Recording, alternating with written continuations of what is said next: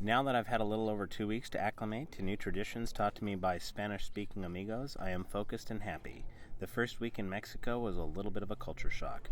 Getting used to only drinking bottled water when you can get it, no hot water when you shower, and simply flushing the toilet with a bucket of water that is in a barrel outside the bathroom has summed up only some of my experiences of the cultural learning curves I'm now in.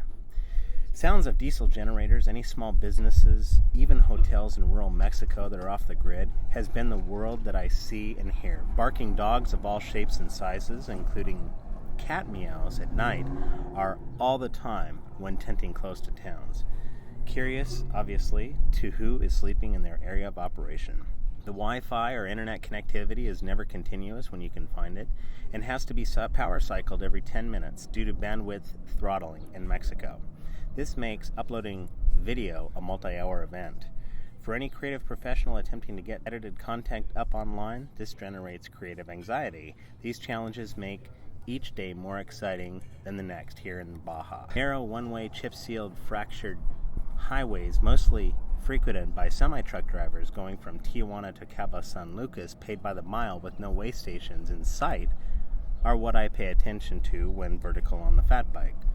One-family towns all living in one building, keeping the doors open at all hours for the truckers is typically what I see in the families living on Highway 1, Baja South.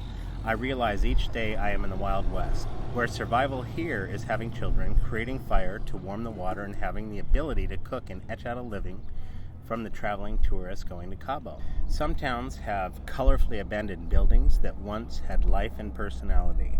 Only value now is basically to be photographed or use what I'm doing as bicycle camping. This week I've also learned to respect the sandy ground off-road next to cactus. Say hello to goat head cactus that will cause multiple holes in your bicycle tires, rendering you useless for the hour you have to dedicate to patch it up. Also, I have noticed young children staying in the workplace with mom and dad pretty much all day who work at the restaurant.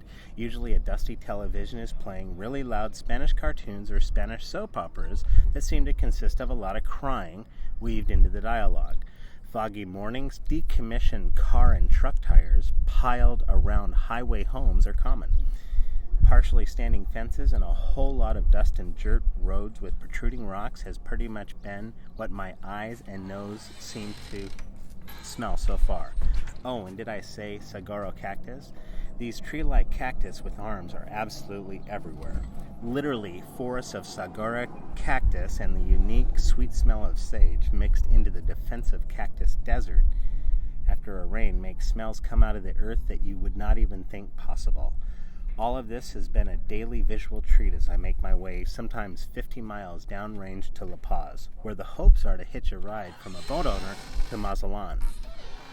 Since I have started this bike journey into Mexico, I have gained 9 minutes of time before sunset. Sunsets are now setting around 5:11 p.m. Days are getting a little longer and warmer each day as I push further south.